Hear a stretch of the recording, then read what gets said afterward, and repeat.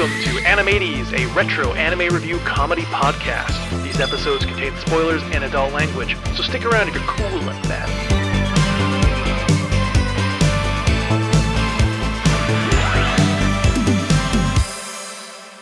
Hello and welcome to Animates, your source for all things retro anime. My name is Mackenzie, joined by my assassin for hire co-host, Lindsay. Ciao! That's me with my little guns being an assassin. You yell, that's your catchphrase where you kill someone is ka-chow? And then pow, pow, pow, pow. Worst assassin ever. All right there, Lightning McQueen. If you're going to be a queen, you might as well be a lightning McQueen. Lindsay, I have 3 words for you. Oh no. All right, hit me with them. Can you guess what they might be? Pantsu? That's 1 word. Fuck you. Boobs? No, I mean like that's literally only 1 word. Oh. That was one of the 3. Oh man, girls with guns. Damn right.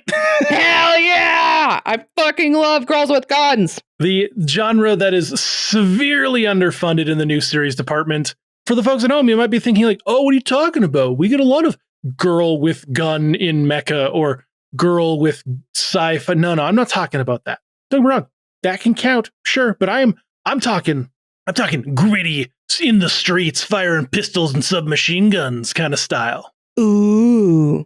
Now, I don't think we've actually watched a proper Girls with Guns series since Gunsmith Cats. Yeah, I can't really think of a Girls with Guns series. I don't know, but I also don't remember a lot of things. Now, we did Gunsmith Cats, much like with Crapper Bunch Part 2, almost exactly a year ago. Oh, wow. Just over, in fact. It's a show I love. And it's a show that you came to love as well. Mm-hmm. So I figured it was time that we armed up and hit the streets again. Hell yeah, okay. That's a lie, because the last time I said, oh yeah, I'm so ready for this, you fucking made me watch Mouse, so... Well, don't worry, we're not watching Mouse. Again, I don't believe you. Well, let me break it down a bit more for you here, okay? Okay. This time, we are leaving the streets of Chicago, and we're heading to the streets of Paris. Ooh, how romantic. And instead of being like bounty hunters, we're going to be full-on assassins for hire. Okay, cool. Sounds pretty good. How do they assassinate people? With guns. Because they're girls. You can't see my face because there's a fucking comforter covering part of my webcam, but I'm squinting pretty hard. No, look, Lindsay. Mm-hmm. You've let the betrayal of Mouse infect your mind. Mm-hmm. This is not that kind of series. Mm-hmm. It is the stakes aren't quite as high per se as Gunsmith Cats, but it's still girls with guns. I like that they're assassins, but the stakes aren't as high. Well, you'll understand once you watch. But yeah, this week we're going dark. Okay. Partially in theme because, assassinations. It's not really a happy-go-lucky topic. But mostly because of the title of this show. All right, what is the title of this show? It is 1 single word. Tatas. The word is... Pantsu. Noir. Ooh. Sounds fancy, right? I mean, it's French. It's a French-ass word. Well, we are in France in the anime, so I mean... crushed it. Makes sense. Let me break it down for you here. Okay. Noir is a 2001 Girls with Guns anime from Studio B-Train, which is a new one for us.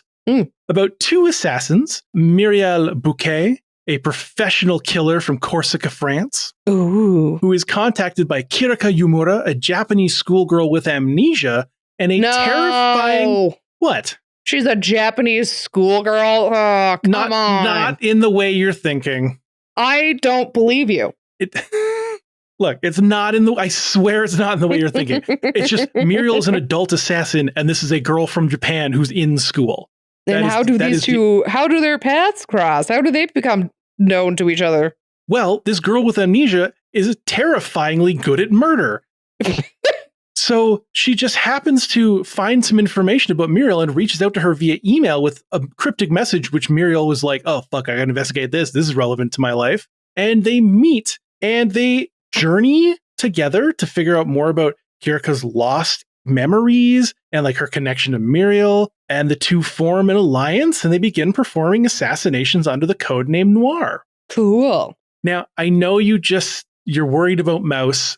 I do want to clear something up here. In this show, much like in Mouse, the name Noir is a title that is passed down through the generations. But this is nothing like Mouse, I swear. I'm sure it isn't.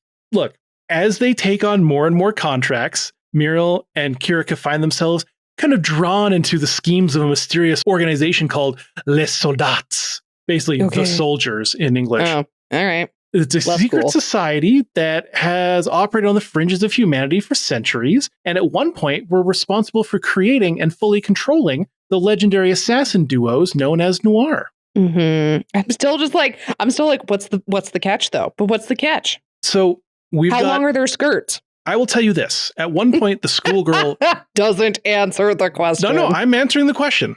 At one point, a schoolgirl jumps off part of a building with a lot of updraft, and we do not see underwear. I'm still so suspicious. Look, murder plots, secret societies, hidden pasts, no bouncing booba. You got to be feeling good about that, okay? No, because the last time I was like, oh, this sounds sick. This sounds so good. And it wasn't. You know what? Just for the sake of this part one. Will you let me Google it? I'm going to send you a picture.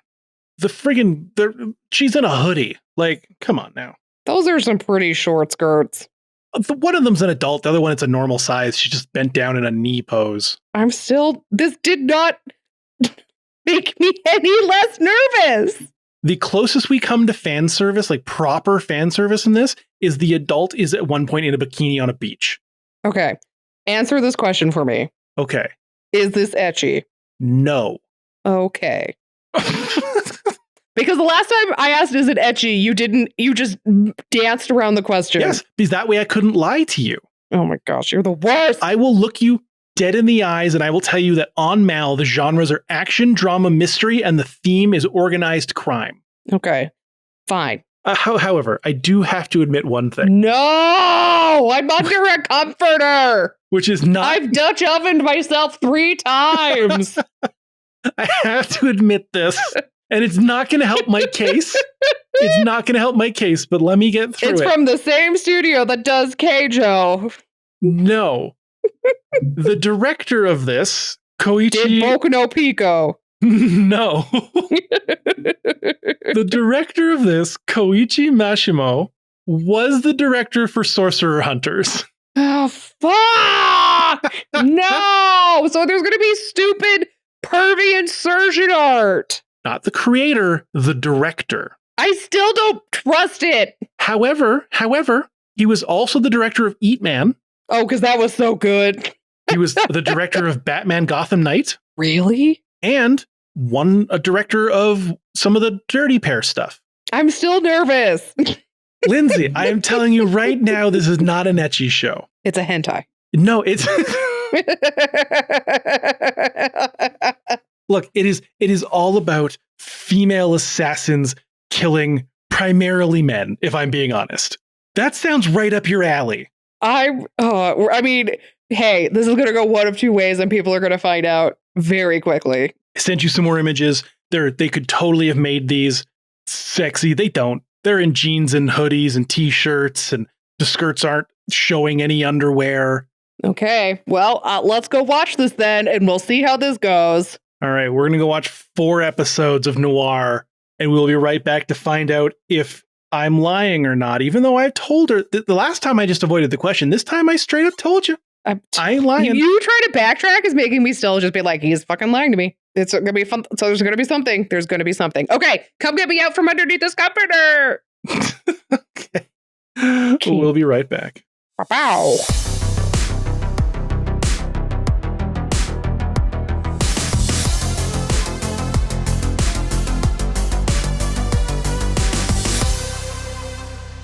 And we're back from watching 4 episodes of Noir.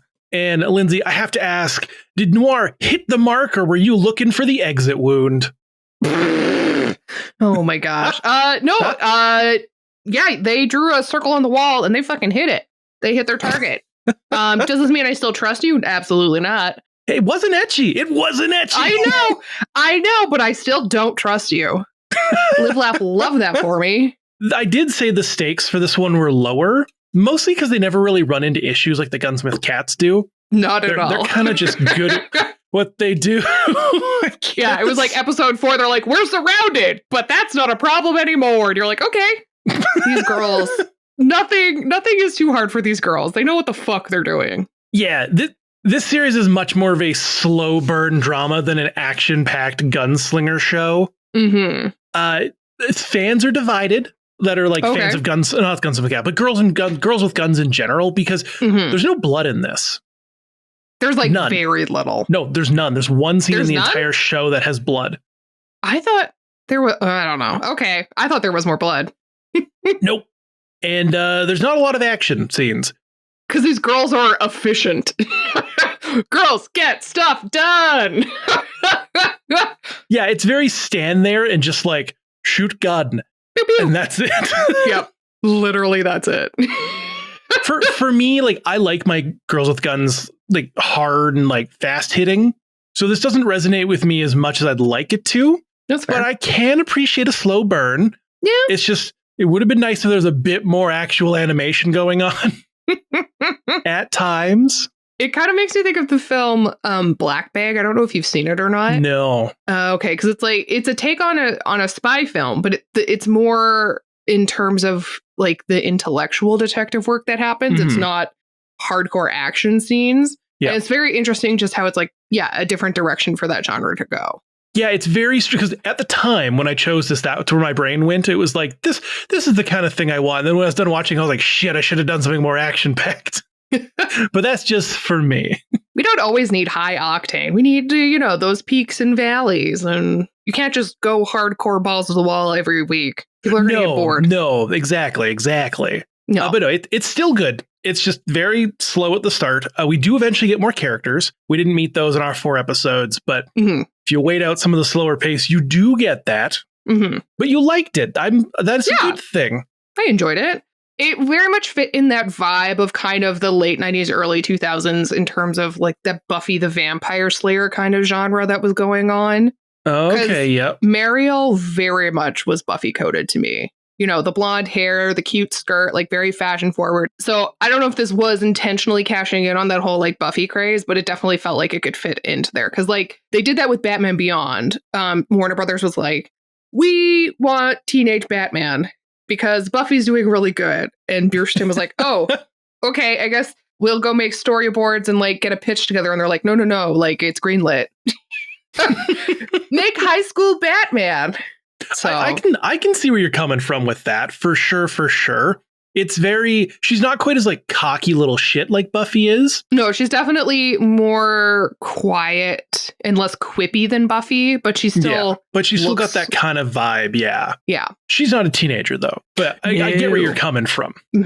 That's an interesting take on that. Yeah, I didn't think about matching with Buffy, so that's kind of cool. I will say, if you're going to put a show in a place like France, hire a damn French person to write the words for you.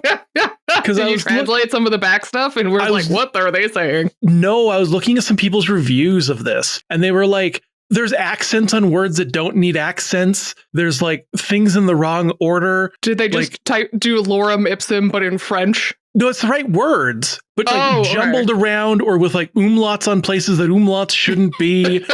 And they're like, they probably just like went into some crappy translate tool and was like, this. I mean, are we really surprised that Japan didn't do their research into a culture before they made something? It's hard to... No offense, Japan. They have historically on our show been really bad at doing that. Yeah. But like, then you look at Gunsmith Cats, whose dedication to like the realism of their setting was wild. They flew there. They did all this stuff, like did so much research. Now, to be fair, this was Studio B Train. Not A Train. If it was A Train, they would have gotten the money to go to France to research this. Exactly. Now, Studio B Train has a bit of a reputation of being where animators go when they're burnt out from working on bigger productions. Because the stuff here is usually a little toned down and easier to kind of work through. So that's kind of funny. But anytime people bring up like, oh, what was with the lack of animation and action, the director of this and also the owner of the studio would always say, it's like taking a proper sniper shot. You got to breathe before the gunshot. And everyone's like, no, we get it. You didn't have a big budget. It's fine. Just say it. Yeah, you can just say budget. Because, there's no shame in it. I've worked on films where I've watched the end product and been like, our budget is showing. Yeah. It happens. Exactly. Thankfully, even though there's not as much animation, at least it looks fine. Yeah. There's times where we get lower budgets that just try to do too much with their budget and it just looks like shit. Mm-hmm. But I mean, generally the animation was pretty fluid.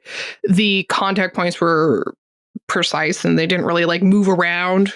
So I think it was overall pretty good quality. My only thing is not a damn woman in this show has an upper lip. I don't understand why. They're just Reba McEntire the entire show. Yeah, I had never noticed, and then you sent me that screenshot. I was rewatching it just right before we started recording, and I was like, oh, what the shit? Yeah, there's like one point where they give Belladonna an upper lip, but then it goes away completely for the rest of her screen time. And I was like, and she's wearing lipstick, so it's just like a weird bottom lipstick, and that's it. It doesn't make any sense. Like, what? Just draw an upper lip. Give him lipstick on the upper lip. I don't understand what's so hard about this. I couldn't tell you. I could not tell you. But as soon as you pointed out, I was like, oh, you bitch. Mm-hmm, mm-hmm. It's all I see is the lack of LIP. Oh, that was excellent. Could we also talk about that questionable statue in the 4th episode? Questionable statue? Which one? I'll send you a screenshot. Please do. It was in like one quick establishing shot, and I was like, whoa! Oh!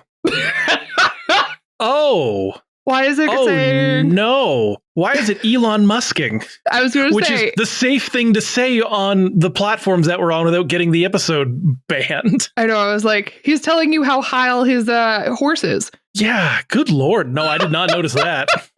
I was like, what the shit? It's like, this is France. I know, in like 2009. What is happening? I don't know. It's all very weird. Oh man, no, I definitely didn't pick up on that one. That's a little much. I will say the soundtrack to this one's pretty dang good. It's so cool. I love it. I thought it was great. It's like this weird mix of like ambient soft techno with like little bits of just like like little beats and little blips and blops and sometimes French music-ish. I guess. French music as if it was written by a French house composer music? Who had never really been to France before. Oh, man. Yeah, it was this mix-up of classical like chants or lullabies or whatever, and then they would like remix it with techno stuff, which I guess is also it felt very turn of the millennium as well. Yes. Oh yeah. Very, again, kind of Buffy-like. You know, you'd get in the club, whatever it's called there. Michelle just Branch is playing at the Bronze. Yeah. Unfortunately, they do repeat the same battle song for all like 20-something episodes. Oh, that would get annoying. That's some of the comments people have. They're like, this show is like a 9 out of 10. If it wasn't for that friggin' song every damn time there's a gunfight. I mean, that's fair. That is absolutely fair. It was like in campaign 2 of Critical Role or whatever, when they just had the same music over and over again. It would just be like, ah, or something. Like, not that. Because that's a different song. You know what I mean? I know exactly what you mean. I know exactly what you mean. So we just also, our previous episode, we watched Sayuki. Yes. Which is funny because the voice actress of Muriel is also a voice of a person in a version of Sayuki. Oh, okay. It's not the version that we watched. No, she's not 100 years old. Sayuki came out in 1960. Uh-huh. She could still be alive and record for this. I was just trying to make a funny joke. Just trying to be funny, dude. Okay, so not the 1960s version. It's a different Sayuki. Yeah. Great. The one she was in is from it was from 2001. Okay. So that's like a 41-year difference. Yes. I mean, yeah, it's not likely, but it is possible. Definitely not. But yeah, so that's kind of cool. Yeah. Marika Mirica? America. No. What the fuck is her name? Mariel. No, the other one. Muriel. Kirika. Kirika, yes. Kirika. Kirika? I don't know. Something like that. Yeah. Kirika doesn't really say much, but she does have a voice actress. Yeah. That is Monica Rial. Most people who listen to this will know her as Bulma, who she's played since Dragon Ball Kai came out in 2010, up until recent with Daima. Other people might know her for other reasons. And I just want to say right now that if you got some dumbass comments to leave on the episode about her, I'm just going to tell you to fuck right off into your hole and then delete them. So eat a dick. And anyways, that's all I'm going to say on that. I'll just be here. Yeah, you don't know what I'm talking about. I'll explain later. I'm just like here eating a sandwich being like, what is happening? Not going to deal with any of people's fucking bullshit comments on that. Don't be rude, people. Exactly. I do want to throw out some credits for the Japanese voice cast, though. Because Muriel is voiced by Kotono Mitsuishi, who does Sailor Moon and Misato. So that's pretty cool. Evangelion. Oh. Yes. My the brain series is like we that. melted your brain with for a while. Yeah. And then Hoko Kushima, who voices Inuyasha characters, Claymore characters, etc., who does cool. Kirika. So that's pretty cool. That's really Do you have rad. a fave of the two? I guess Mariel. I guess she would be my favorite of the two. Yeah, I agree. She just has a little bit more personality. Yeah, it'd be cool to be like this sick epic assassin and not know why, but also like, Yeah, she's just kind of there. I can only deal with the I should be sad about this, but I'm not line so many times. Oh yeah, it drives me nuts when people do that. I'm like, okay, either get over it or get help. Like, do something. Stop playing the same track because I'm not interested anymore. Exactly. Yeah.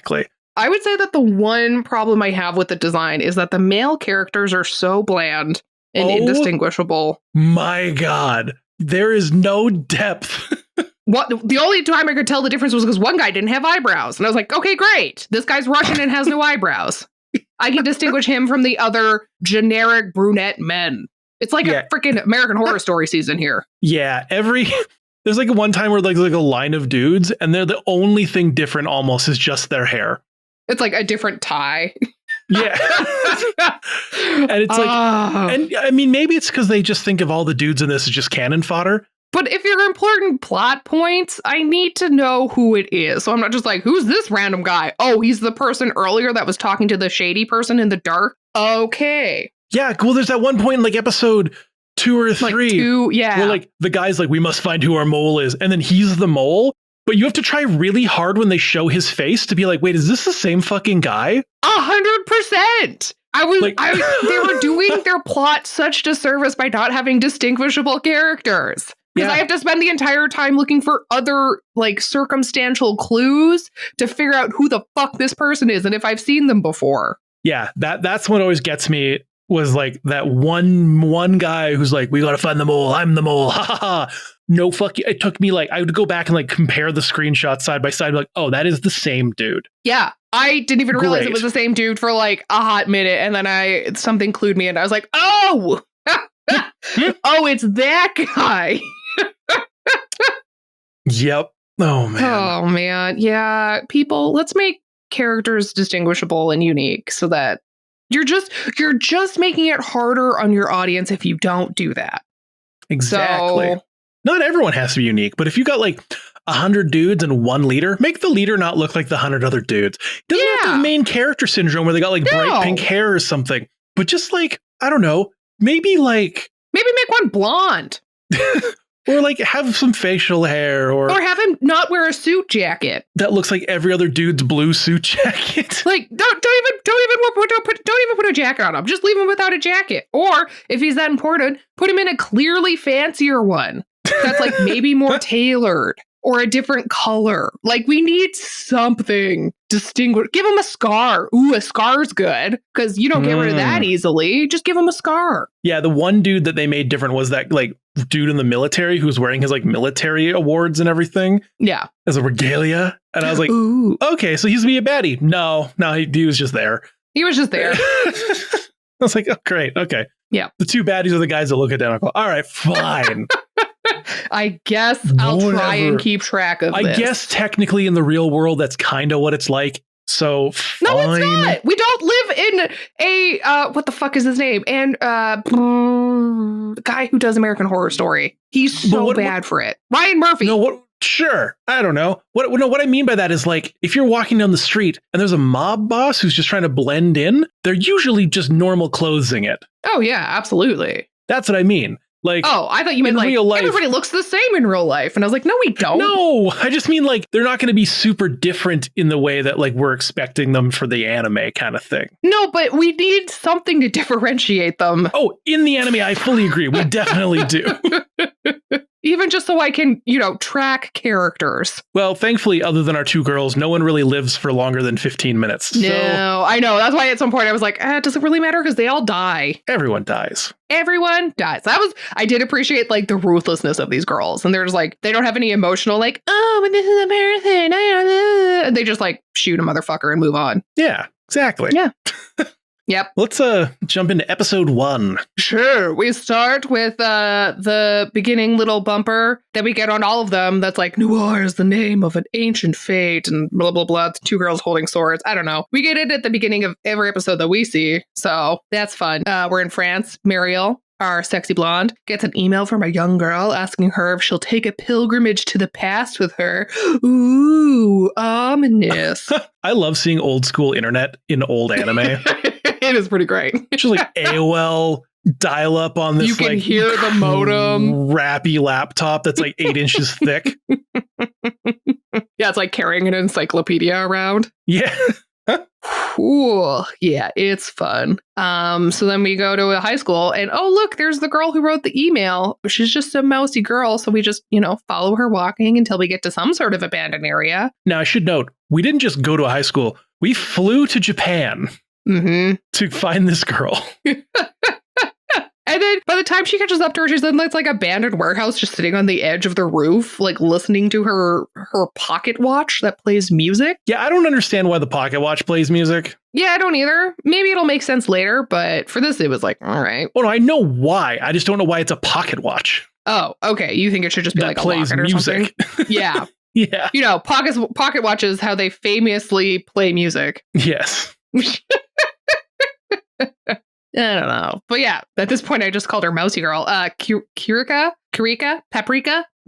Anyways, she runs off. Mariel tries to track her, which is very fun. But then there's like a bunch of dudes who are suddenly there and they start shooting and it's like, gunfight. Perfect. Let's do this. And it's just very dramatic. But then they shoot everybody and it gets super violent. It's great. There's a scene where like Kirika lands on this dude's like chest while he's standing, grabs his tie, flips over him, and then it looks like she's hung herself, but she's jumped through a hole in the ground, still holding the tie, and is reverse hung this dude instead. Yeah, like it's savage. And like that's probably one of my favorite scenes because just like it's like backdropped against like this red light, and you're like, damn, girl. I know. Also, she holds her gun sideways like a fucking gangster.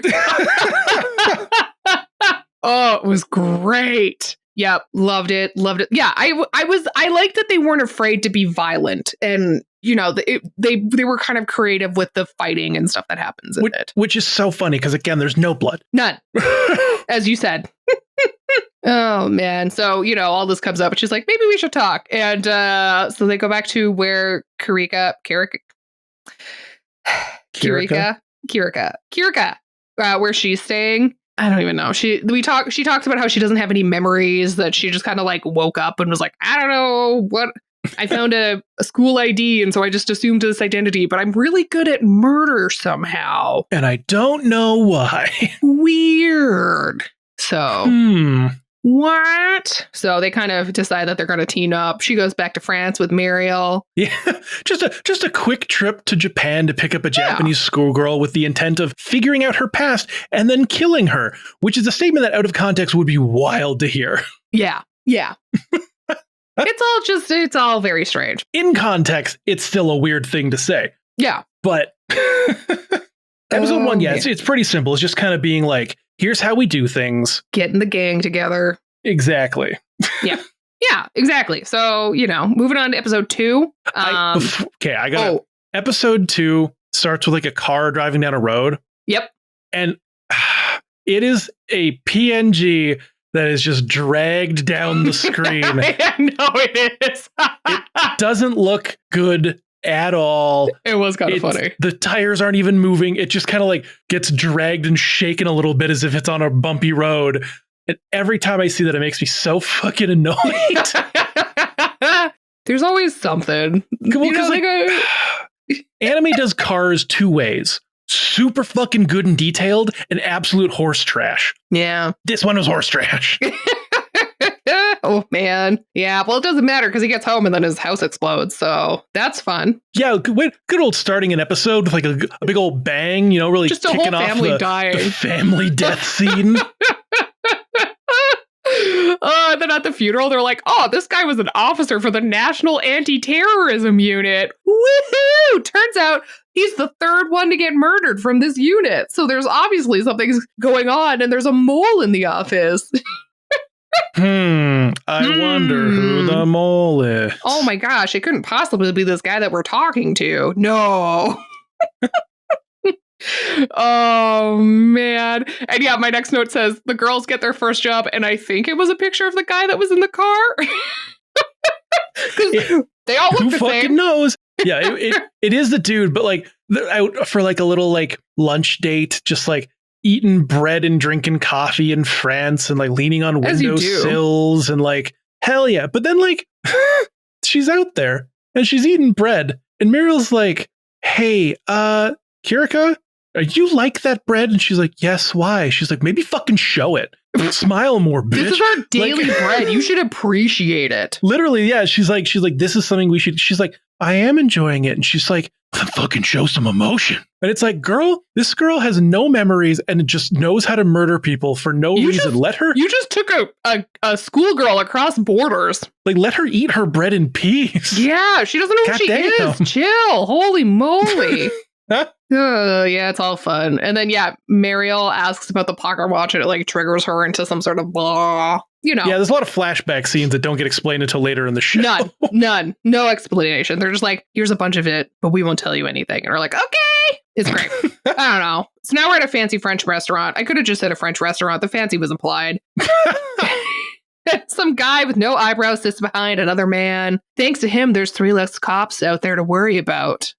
And so he calls him comrade, which I went, ooh, communism, Russians. I don't know. It doesn't mean anything. They just said comrade. And so the guy with the most French name, Jean-Jacques Legrand, is the mole. Might as well just call him like croissant. Croissant, cigarette. Croissant. Jimmy's mom. Jeez. Croissant. Oh my gosh. And the other guy's name is Pierre. Again, very French name. And Pierre is apparently a part of a far-right group. And they were like burned. Oh, okay. So the 2 of them are the targets because Pierre was involved in a unit that was being burned by all of these like things that the Jean-Jacques whatever was leaking. So Jean-Luc Picard. Yeah. So he put the hit out on him from the girls to eliminate him so that his group could stop getting, I don't know. It was a weird plot. I don't know, but that's your motive. It doesn't fucking matter. No, it doesn't. They both die. Yeah. And I don't know. It's great. I mean, this episode is very kind of pointless because it's just like, there's no stakes at all. Like, they're infiltrating this dude's organization with like a fully funded building. And it's just like, it's just basically walking in. Yeah, 100%. They just like kill a bunch of people. I do like the scene where she breaks the dude's glasses and stabs him in the neck with the arm of them. Yeah, I did note about that as well. I was like, that is so badass. There is a character later on that does join the group who is a knife wielder instead of a gun user. Oh, that's cool. And they're all kind of like cool and like, black techno-y kind of look. Mm-hmm. They kind of look like Ghost in the Shell almost. Love it. So that's kind of fun. Yeah. But like there's so much assassinating going on and we don't really see much of any of it because it's just like girls pointing at the screen shooting guns. And it works in for what it's going for, but it still makes me laugh every damn time. Oh yeah. It's It's just one of those things where you're like, animation budget, I see. I see you. Yeah. So, but then, yeah, it's funny. Contract finished. Yeah, exactly. Well, and we get to like this kind of like final showdown, and Lagrange is like, I can't believe that you're Noir. But it doesn't matter because they still shoot him in the face. And then Kurika doesn't understand how she can make a living killing people and doesn't feel bad about it. And that's where the episode ends. Like, it's just bing, bang, boom. We got in, we got it done, we got out. We're on episode 2. That's already like her 4th time doing the line, I should be sad, but I'm not. Yep, exactly. Like, oh my gosh. If you think you should be sad and you're sad about not being sad, you're probably actually just sad at the fact anyways. Yeah. Or you're a sociopath. Also possible. Episode 3. Oh my gosh, it's so dramatic. We start in the rain. As soon as something starts in the rain, you're like, okay, there's going to be sad. Not just the rain, the graveyard. A cemetery. Major goth vibes. Ooh. Robert Smith just in the corner. I don't even know. Oh, but she, like, for some reason has lilies, and she is just in this graveyard, and then she notices another woman. I'm sure she'll be important later. Spoiler alert, she's very important later. For only this episode. For only this one episode. It's true. Screw that. We got a new mission. We got a new target. His name is Albert Dux. So their client is the lady from the graveyard. Whoa! Look at that. She became important later. Like moments later. Literally the next scene, we were like, oh, she's very, very important. Apparently, she's not the deceased widow. He is her deceased widow. Yes. And so they're having a little chat in the graveyard later. She talks about how her husband loved belladonna lilies, and she didn't at first because she thought they were poisonous. And then she said they're not poisonous, which I was like, bitch, you're lying. They're not poisonous, but they're toxic. Like, they will make you, like, shit your ring. Sorry, shit your ring? Yeah. Your sphincter? It's a ring? Yeah, but every time you shit, you're shitting your ring. No, but like you'll fire your ring out of your asshole. Oh, you're talking like a full-on reverse, like, what's that called? Prolapse? Anyways, we're going to stop talking about rosebuds and go back to talking about belladonna lilies. They also will kill grazing animals. So this woman is full of shit. So that's really fun. This whole thing of like, we need to infiltrate this building. The first time I saw it, I was so mad. Why? Because there's no cameras, there's no sensors, there's no nothing. It's so easy to get in. Yeah. I know. I was like, you bought this property that isn't open to the public with the intent of renovating it to open it again, and you have no security on this abandoned, like, high-end hotel property? That doesn't seem right. Well, it's all a ruse anyway. Yep. Turns out it's a double cross. Whoa! And then as soon as you see that, you're like, oh, it's easy to get in because it's meant to be easy to get in. Yeah. Yep. They do manage to, like, get away from their initial capture. So that's fun. But now they just need to get out of the hotel. They end up in some sort of lobby or something. It's a bar. Okay. Because there's alcohol and popcorn around. Yeah. Which is very important because when it comes time to be badasses, they scatter popcorn everywhere so that they can hear who's coming from around and they can shoot them. This is actually really cool. Yeah, they like Home Alone the lobby. Because like she like makes the joke to Kirika like, oh, would you like a drink or some popcorn? And Kirika's like, popcorn, please. I know, like the sociopath she is. And I was like, why does she need popcorn? Oh, right. She's so well trained. She hears the crunch of popcorn and instantly knows where to headshot. And it was like, doesn't even look, just like turns her arm to behind her and just shoots. Oh, that's some John Wick shit. Okay, but here's the thing. This guy has a fucking Uzi and he keeps like walking towards them. And I was like, you have a clear line of sight. Why are you not just blasting them? Dude had a line of sight for like from behind. Like 7 feet worth of walking.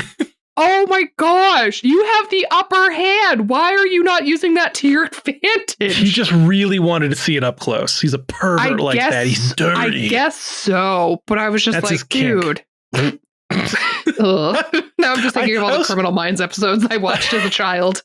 Oh no. I also like that, like, when it turns out that they're the contract and like their name is on the screen, Noir. She's like, why would they go after Noir? And it's like, I don't know, maybe because you're a contract killer daylighting as a wine merchant in France. Like, there's a lot of reasons. Yeah, and you just happen to be partnered with one of the best teenage assassins in the world. Like, why wouldn't they just want casual you dead? stuff. Yeah. You're But she's killing a just lot so of people and doing it really Taken well. aback. Why would they take out a contract on little old me? Oh, I'm so innocent. I've done nothing. Oh, yeah. It's weird. I don't know. But, Karika gets an Uzi and just starts mowing motherfuckers down. So, yes, it's great. But then the widow lady. Oh, fuck this scene. She starts Mission Impossibling down to Mariel, and she pulls out a blade ready to strike. But Mariel notices just in time and turns around and shoots her. No, we don't even get that much. She fucking turns around as end scene, and then it just cuts to her on the ground saying her dying fucking words. And I'm like, right? Guys, at least give us she's the main baddie of this episode, and we just get a hard cut. 100%. And then Mariel's like, who sent you after us or whatever? And her response is just, if you were me, would you tell? And I'm like, come on. And she's like, no, you're right. I wouldn't. Blah, blah, blah. Shoots her in the face. To be fair, I wouldn't tell either. No. Why? If someone's about to kill you, why would you give them a little bit of peace of mind? Yeah, that's fair. Yeah. Let's say you told a really, really, you gave someone a really good puzzle and only you know the answer, and they're about to kill you. You're not going to give them the fucking answer to the puzzle. Yeah, that's fair. You're going to be like, we're not going to tell them where think the One about Piece it for is the rest of your or what it is. Exactly. If you were about to get killed and you're the only person in the world who knew where the One Piece was, you wouldn't tell them. Yeah, you're just if they're just going to kill you anyways. If you find it, you're going to become king of the pirates. Yeah, exactly. Setting off a worldwide trend and uptick in piratery. Exactly. Yeah. It's very funny seeing you get into One Piece. I did not think I would keep watching it. No, it's once you get past the first 50, you're finally like, oh, okay. Yeah, it wasn't until we got to Sanji's flashback. So it was it was before Arlington Park, but it was right before Arlington Park. And then I was watching the Arlington Park final episode crying at work, and I was like, what the fuck is this? This is just a funny pirate show. Why am I crying? Apparently there's a shitload of that in this show. Why? I just wanted happy, fun pirate times. Why? Not allowed. No. Oh, man. Anyways, yes. Can't keep talking about One Piece. No. Because then I'm going to start talking about Tony Chopper and then getting mad about that. Fair. Yes. Do you know what this woman's name is? Do you know what her name is? Her name is Belladonna. Yeah. The flowers she hates? Yeah, because they're poisonous. You'd think if you were named after a flower, you would know every fucking thing about that flower. I mean, to be fair, I'm named after a linden tree, and I was like, I don't know what the fuck a linden tree is. That's a bit different being Lindsay to linden tree. No, but if you look up the heritage of my name, that's what it means, from the Linden Tree Island. Okay, sure. But is that common knowledge, a flower's name? Your name was Rose, you'd probably know some shit about roses. That is fair. They're high in your name was very Paprika. Good for your heart. You might know a little bit about paprika. I didn't. Here's how white I am. I didn't know what paprika was until I worked with a woman from India, and she was like, "You idiot." It's pepper. Yeah, it's red pepper. It's red pepper. You know what? I sound like I'm laughing at you. I always just thought it was paprika. I just thought paprika was a thing. Paprika. I thought it was a thing. And not until my mid-20s did I learn that it was just ground red pepper. Just ground powder red pepper. Because it tastes so fucking different. A good Spanish smoked paprika is life-changing. I'm not going to lie. I could not tell you what it tastes like. Oh. I'm I know that I put it in cabbage soup, my stuffed cabbage roll soup. Fair. I have a smoked paprika, and it is mwah, mwah, mwah. Paprika. Okay, Pikachu. Listen, it's an anime podcast. Hell yeah. Anyways, back on track. Episode 4 was some of the most terrible French accents. Oh, gods, it was so bad. And yeah, it starts in a garden party. There's some dude who got a promotion in the government, so that's why we're having this really important party outside with all these government officials. And Muriel seduces a man and then pulls his own gun out of his jacket. I gotta say, the size difference between Muriel and this dude is like Shaq and a white girl who loves yoga. It is insane. It's like Jenna Ortega and Gwendolyn Christie. Yeah, like she's up to like maybe his belly button in this shot. Yeah, and yet she takes him out, no problem. Yeah, and then Kirika's there to kill the other dude with a fork. With a fork, with a dessert fork or something. Maybe it was a spork. Maybe sporks are violent. Yeah, but I guess these were bad guys, and they're like coup d'etat planners, yes, or whatever. They like help coordinate and stuff like that. Their plan is to like is to kill half of France's population. Yeah, great. That's a good idea. These people definitely have really good motives. I mean, I'm really sad they're dead. Just kidding. Yeah, it's still a fun intro. Just like Summer dresses at the party to go murder some people. And then, of course, it wouldn't be an anime without a beach scene. I was just going to say, beach episode! And it's great. Here's the thing. It's about as tame as you can get for a beach episode. I know. I was like, thank goodness. Like, she's in a bikini and it's like, okay. It's like a hot kind of bikini. She's like laying on the beach or whatever. But like Kirika's sitting there in a full on ugly ass dress. Like they could have easily just been like, Kirika, the quiet shy girl, is all of a sudden in a bikini. But they didn't, because it doesn't match the fucking character. So hell yeah, fucking Studio B train. B side. I don't know. Yeah. You made Muriel look a little sexy for a little bit. You kept Kirika in character. Heck yeah. Not to say I don't like a good beach episode every now and then, but after I told you that this had no ecchi, I had to double check again that there was like actually no like proper beach scene stuff. As soon as we finished recording, I went back to episode 4. I was like, nope, it's just a quick bikini scene. We're golden. You're like, do I need to edit myself not saying that? Well, that was half the fucking intro. You being like, fuck you, I don't believe you. Yeah. Did you this to me. But anyways, we jump to a dude. Yeah. Yes. Their next contract. Oh, I thought you were talking about Kirika's flashback to running through a bamboo forest. The 5th time we've seen that flashback? No, but that's a different time. This is a different flashback. We don't get that same flashback until later in the episode. Oh, sorry. Yes. I don't know. It's all very hard because the girls are also very mumbly in this episode. So I'm like, okay, take the marbles out of your mouth. We need to hear the plot.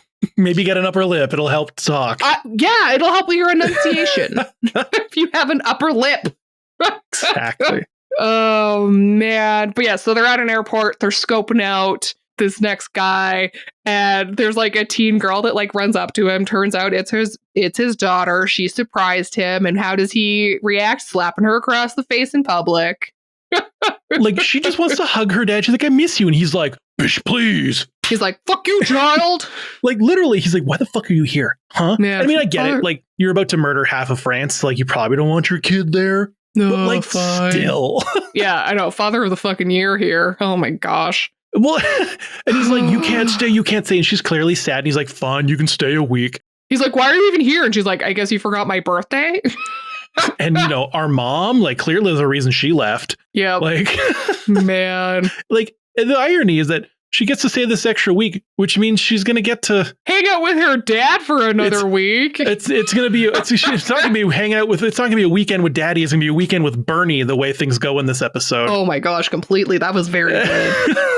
Oh man. Yeah, no, it's bad. It doesn't go well. Also later that night, Kirika does research on this girl and she was born in 94, but they said she's 15. So I'm like, this show takes place in 2009? That doesn't make sense. Does it take place in 2009? It has to, because if she was born in 1994 and she's 15 years old, it would be 2009. Oh, all right. Fuck it. Yeah. Sure. Yeah. I didn't pay attention to that whatsoever. I know. These are like picking up on small details. I know. These are weird little details that I pick up. Shut up. I can pick up on these things. It's like stupid things about like, oh, this spear has transitioned to a different spear. Well, you know that. Unless you're an uber fucking nerd who's never touched a boob before in your life. Go listen to our Neon Genesis Evangelion watch through as Lindsay slowly breaks until the final episode when her psyche finally actually does crack. Fuck that show. Oh man. But yeah, time to go kill daddy.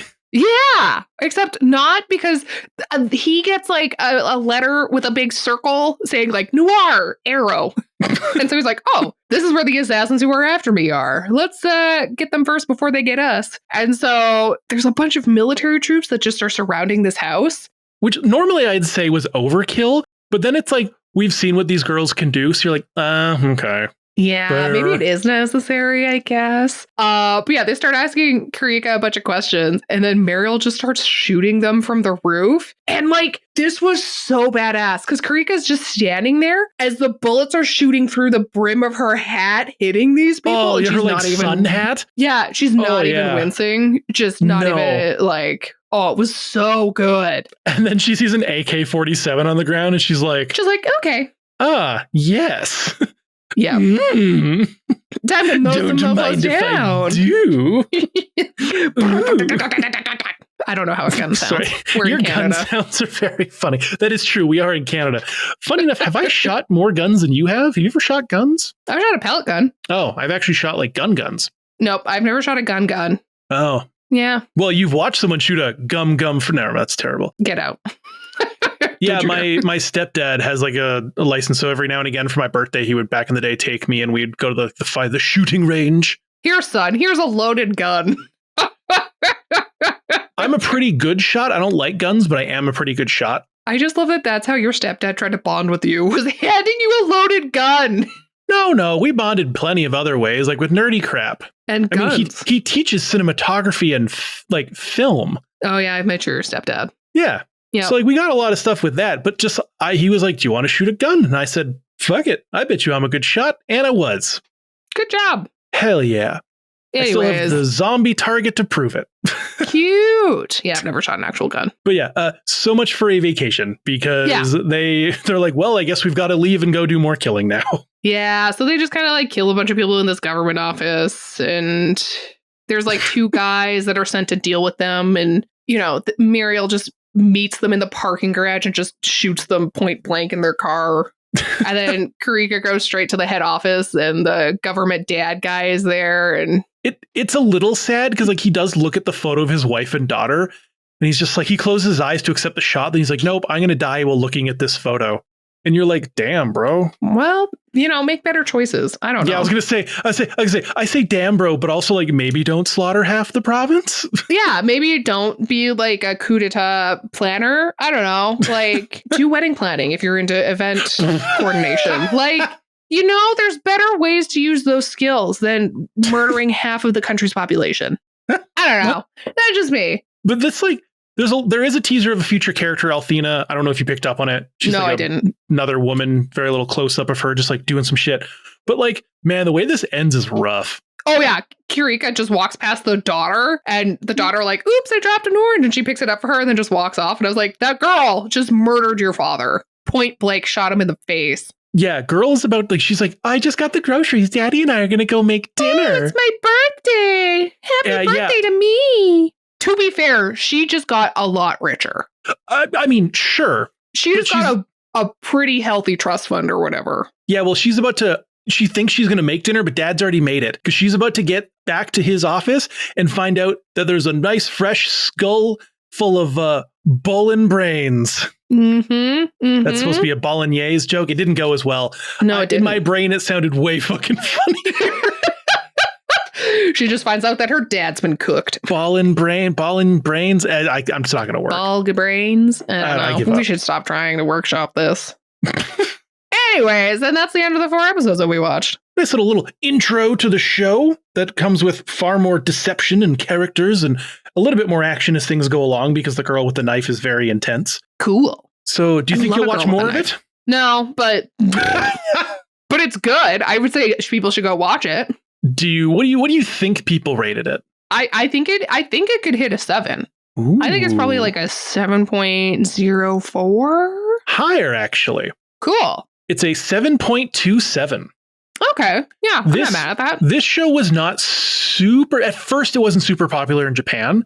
Okay. But when it hit the rest of the world, it exploded wildly. ADV Films, who did the dub, put so much effort into marketing it. They which is funny because the marketing technique they went for was to try and make it seem like a super sexy show. Weird. They got some promotional art that was a little sexier, put it out. And then everyone came into it expecting this. And then you'd think people would be mad that they weren't going to get their sexy show. But then they were just kind of like, oh, that was actually quite good. A little basic in the animation section, but still dramatic and good with good music. Huh. Yeah, and it just stuck. France apparently really loved it, even though the French was terrible. French, I find, has a lot of appreciation for anime Yeah, it's like with and Asian culture. For example, like this one makes sense, but Rose of Versailles did incredibly well. Whoa, what? No. But yeah, so this is kind of like one of those, which actually it's funny. This actually kicked off a trilogy of Girls with Guns anime. Yeah, I saw that. That's pretty They're cool. technically not related, but they are. I don't know. It's a little weird like that. But yeah, this thing ended up becoming a little more popular in Japan, and then it didn't get any more adaptations, but it kind of, it did what it was meant to do. Okay. What would you give it out of 10? I mean, I'd probably place it somewhere in the 6s, like a 6.8, I would say, probably. That's like, pretty good for you. Yeah, I was like, I'm not mad at this. I would tell people to watch it. It has a passing grade from me. Yeah, you need, as long as you go, like if I was to tell someone, oh, go watch Gunsmith Cats, I'm like, do you have any more? And I'm like, oh yeah, go watch Noir. I would preface it with way slower. Yeah. Gunsmith Cats is action, action, action, action, action, action, action, action, action. This one is lots of murder, but a little more toned down in like the on-screen levels of action. And as long as you go into it knowing that, then you're all good. Next one we watch in this kind of genre line will probably be a mix of Gunsmith Cats and this for the level of action, but it will also involve more abandoned children. That happy topic. That just have me really good at guns. Which is one I almost brought instead of this one, but we'll get to that at a future date. Okay, fine. Got to keep them coming back. Yeah, exactly. This time we won't wait a whole year before we get some proper Girls with Guns stuff again. Oh, man. I mean, hey, coming up in 2026, we do get to up our time to 2006. I know. Which means I can bring Black Lagoon, which is one of my favorite anime of all time. Oh, cool. So that'd be great. I told you to watch it once when you first broke your arm and you were super sick, and you said, okay. And then months later, I said, did you ever watch it? And you said, nope. I watched like one episode of Conclave and was like, all right. Conclave?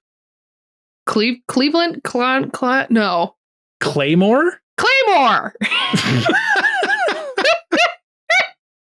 I don't know, there was a big fucking sword or something. Yes. But if you do want to hear our review of Gunsmith Cats, that is an episode from almost exactly a year ago. So scroll back a good 70 episodes and you'll find that one. But if you do want access to a bunch more stuff, we've got 121 other episodes of retro anime goodness. We've also got our 2-year coming up, which we're going to do something for that. And then a bunch of changes are coming down the pipeline. So look out for an upcoming listener survey where we want to get your feedback so that we can make the show more enjoyable for you guys. Because as much as we have fun doing it, if there's no one listening because they're bored with us, that's not good. So like if you got some feedback, let us know. But if you want to get access to even more stuff, you can go to our YouTube channel where we got a bunch of long form videos that aren't just the podcast. A lot of rankings, tier listings, fashion based stuff from different anime. Got a couple ones coming up as well here. Bunch of shorts, whole crap load of shorts of Lindsay the shorts are great. Lindsay having a bit of a struggle with picking the sexiest characters from Dragon Ball and other anime. Oh, man. Because it's blind. But yeah, youtube.com/@animates. And if you want even more content, check out our Patreon at patreon.com/animates, where we've got bonus episodes, bonus content such as pre-banters and games. And you get access to our Discord, even if you sign up for free. Though, of course, we would prefer if you would slide us a couple of bills under that little retro anime table there. But if you do that, you'll get access to the Discord. But one of the bonuses you do get is that we will read out your name on the podcast. Starting with our supporting characters, we've got Heise Holmes, Green Bean Supreme, Kamichu, and Allodoris. Moving on to our retro cuties, we've got Duffo, Carly J. Jepsen, must find room for Marmalade Boy dolls amongst her Gundams and Transformers, and also must find more money. I feel you. I've said this every time, or I said this last time. I also, now that I have work, have been buying figures, and it's not good. Not good. We've also got a deep, sexy voice says relax. Ooh. And then moving on to our Chibi champions, we've got What If There's Always Been a Big Dylan block of horny Patreon names and he just edits it out. Misuka finally realizes. Oh my gosh, he keeps them for himself. We've also got Swamp Wizard and rounding it up with Gusidic. So yeah, if you want to support the channel, follow us on all your favorite platforms, give us a review, like, comment, subscribe, all that kind of jazz. And also check us out at the Patreon at patreon.com/animates. And we will catch you in the next one when Lindsay will be hosting. Bye-bye. See you next Tuesday.